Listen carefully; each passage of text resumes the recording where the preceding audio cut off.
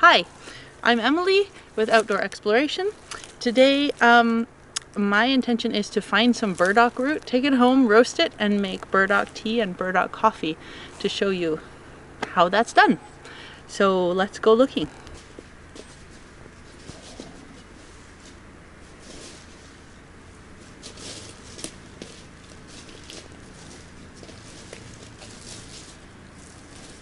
So the time you want to harvest burdock is the spring before it makes its leaves, which is pretty much the most difficult time to find it. But burdock is never difficult to find terribly because it has its old burrs from the previous year.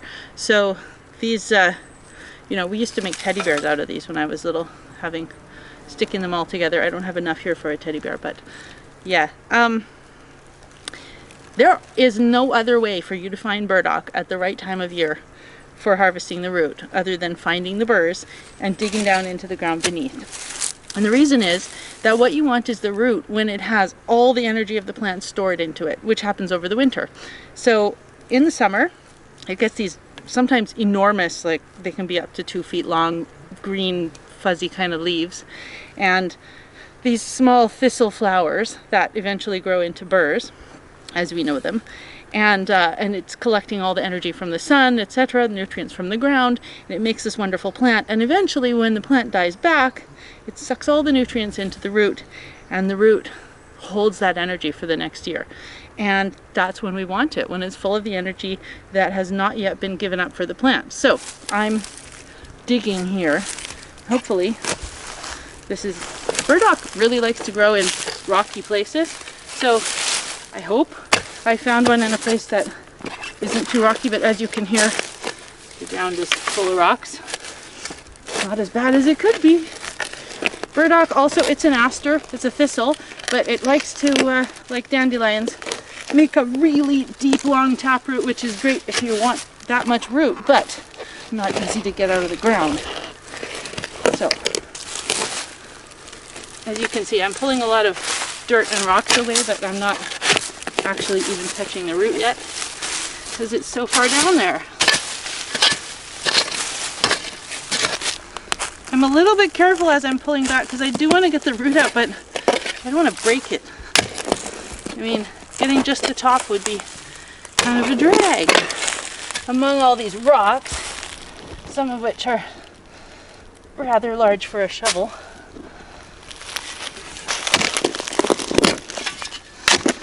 Really likes to grow at roadsides. Now you know why. Oops. Here we go. Okay. So I've broken off a little bit at the end, but I have most of the root here. And it's, you can see it's pretty rotten right here above the root, where the root is coming off to the dead stem. This is completely going to rot away, this whole part. Well, it would during the next summer if I wasn't here harvesting it. But this part down here is thicker, stabler, a little bit stiffer. It isn't the best burdock root I've ever seen, but it's got some edible root in there. You can see it's pale. That's the fleshy stuff that we want. Okay, so I am now going to break off the rotten and dead parts of this and scrub the rest. You can see as I'm breaking it off here,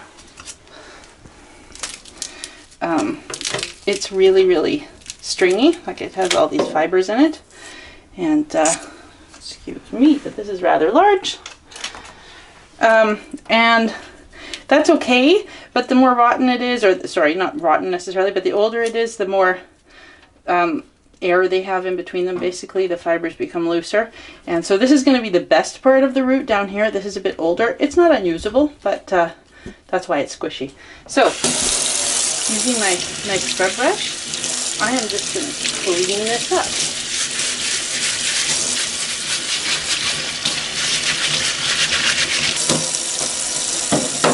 And while I'm at it, I have these little licorice fern roots that I got on the last video. These really don't need a scrub because they're so tiny and fine and dainty little roots, but I just give them a quick little wash.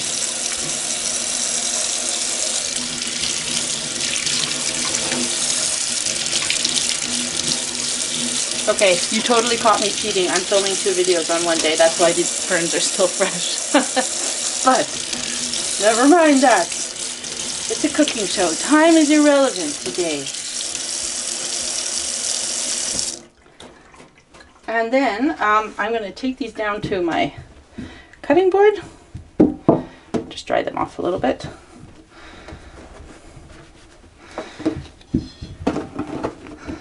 And cut them up. Okay, so I am just going to chop up this licorice root first. It hardly needs to be chopped even. And I usually dry this whole, actually, just because it keeps the essential oils in, and those are what's giving us the flavor.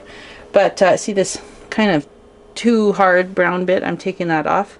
Take the little roots off. Not that they matter, but it looks prettier. There really isn't much dirt in a tree, so if wherever you find licorice fern growing, I mean, there could be bird poop. You can look for things like that, but for the most part, it's out of the way of walkers, hikers, dog poop. You know, there'll be some insects living in it, but as long as it looks clean, it's generally pretty clean, and then you give it a wash also. So I would dry these this way, but because we're making tea today, I'm going to chop them up and use them fresh. All right, that's good enough. More surface area, more exposure to the hot water, and tastier tea. So now I'm going to peel this burdock. It's not always easy to peel with a potato peeler. This one happens to be, so that's fine. Sometimes as they're older or the skin of the root is thicker, it becomes much more difficult. Actually, you can see right here, it's a little too woody. We might not end up using that part, but anyway, just quickly peel this whole thing. You don't want to peel it too deeply because, in fact, you can leave the peel on. There's nothing wrong with making tea or coffee of the peel. I just find it cleaner and easier to use this way, but I have in the past not peeled, especially when the peel was just too hard. And as you can see, I'm being pretty rough about it, leaving some of it on. Then what I'm going to do is cut off the parts I don't want. See how it has kind of this star inside?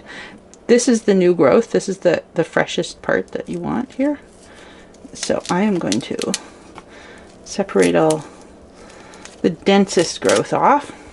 There's nothing wrong with using this. I just think there's more flavor and more value in the denser part on the outside. And sometimes, especially in younger roots, you won't find these 2 layers at all. You'll find that it's quite solid all the way through, which is lovely, lovely for tea. I keep saying tea because I prefer the tea. A lot of people like coffee. I do too. I'll make both today. And then you just chop that all up.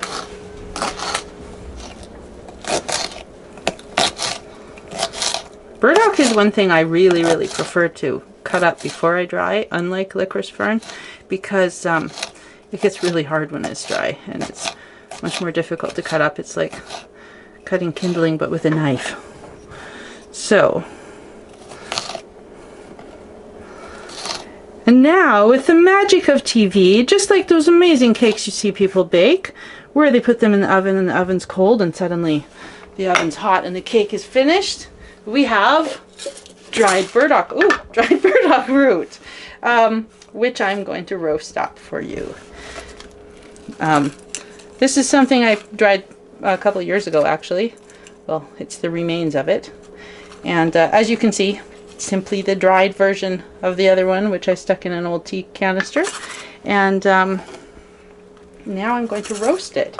So let me show you how I do that. So I am going to roast these in my skillet. I can do this in an oven. A lot of people find it easier under the broiler or just slow roast it in the oven. It's a little different depending whether you roast it fast or slow. You know, it'll be brown through to the middle if you roast it slowly, and it'll be just on the outside otherwise, but it's fine to drink coffee made with this unroasted too, so either way is fine. However, my broiler doesn't work and my oven will turn an alarm on if I try that, so I'm not going to use the oven at all and distress you with the alarm, and I'm going to roast it in my skillet, which I've done many times. the fastest, easiest way. Still probably takes about 20 minutes, half an hour at least. And yeah, just going to sprinkle those around. And through the magic of TV, you will come back here in a short time to find these slightly browned.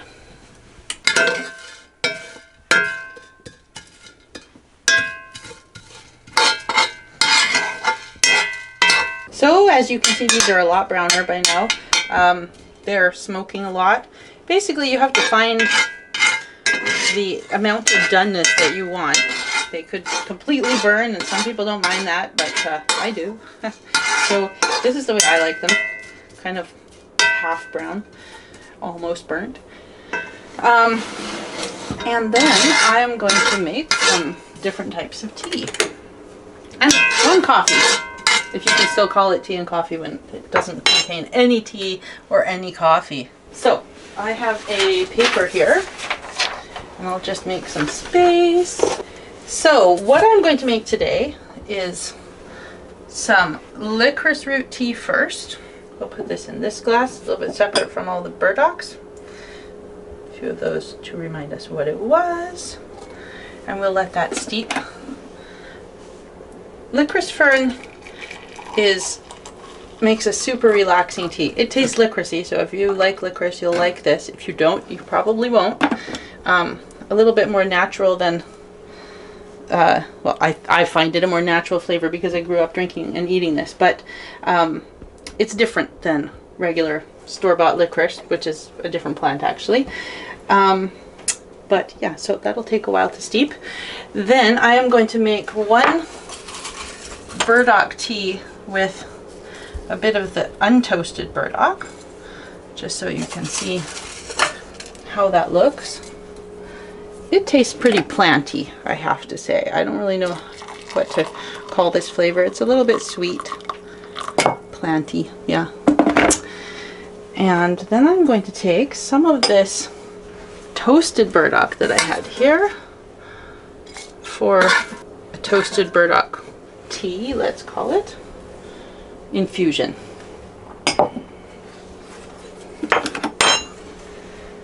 And see how that looks for us. You can already see it's going darker than the untoasted one. And then, using my trusty coffee mill, which I never use for coffee, I'm going to actually, excuse me, mill up some of the toasted burdock root, more than I would use for making tea. Okay, so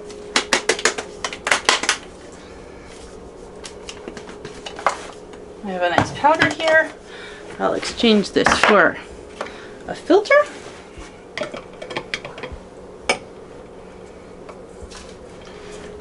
And see how we go with that.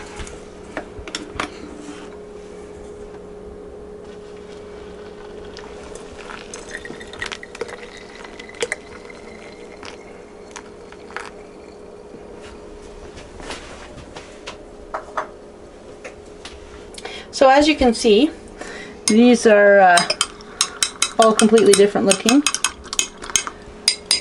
The licorice fern tea looks the least colorful. In fact, if you chop up the licorice fern root small enough, it can, and you have enough of it in the tea, it can become a very, very pale green color. But, I mean, that has a flavor already, so that's really all we would need. And there you have it, 4 different drinks, 2 different plants, and truly I encourage you to try the burdock root because it's delicious, as well as being a great diuretic if you feel you need one, just like coffee. It has no caffeine, so you know, if you'll miss the caffeine, maybe you'll not like this, but it gives kind of a nice full-bodied drink. This is, I like this with milk actually. So that's it for the burdock and licorice fern tea episode, and we'll see you next time. Happy exploring. Okay, thanks. Bye.